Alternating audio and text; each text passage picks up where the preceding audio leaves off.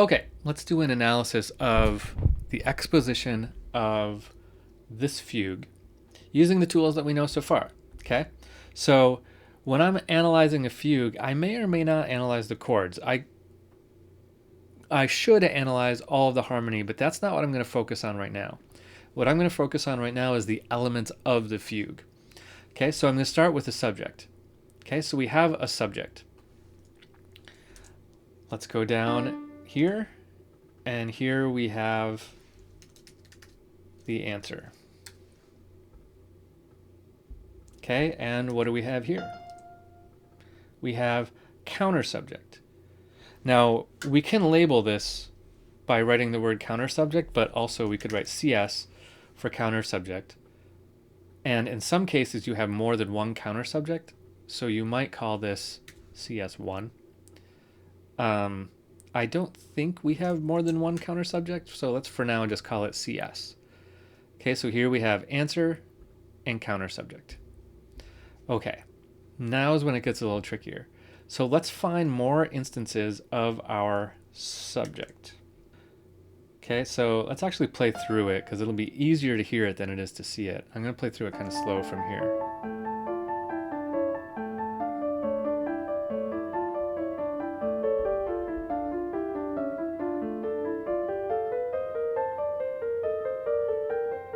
Okay, here we're kind of in some free counterpoint here. Although this might be part of the counter subject still. We haven't gotten that far yet.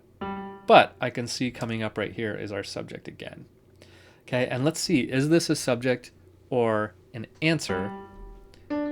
It's G, D, B flat.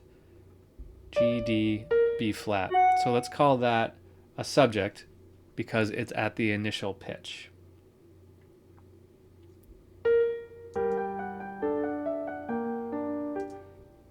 And here we don't exactly have the counter subject. So at this point, I'm going to call this free counterpoint. Now it could be that this is a second counter subject, but it's different than our first counter subject, so it's not the counter subject again. I'm going to call it free counterpoint for now.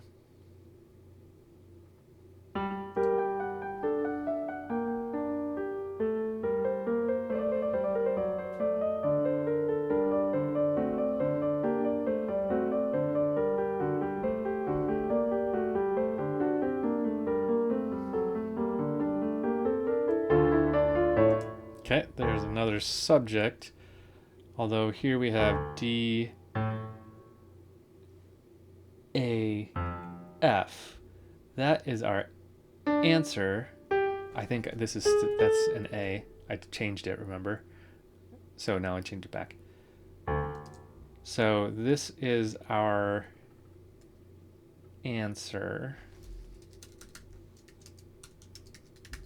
because it is a fifth away.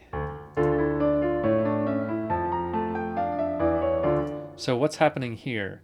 Is this free counterpoint or is this our counter subject?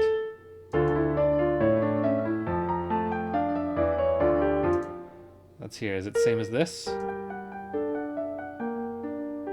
Nope. Is it the same as this? Nope. So this is something yet again different. So we're going to call this free counterpoint.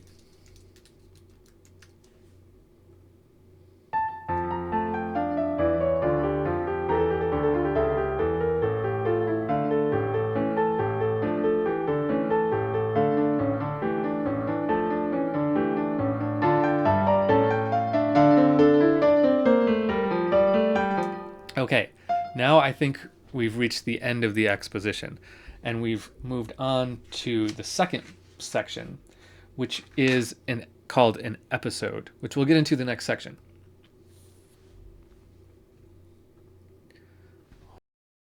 That is the main parts of the exposition of the fugue.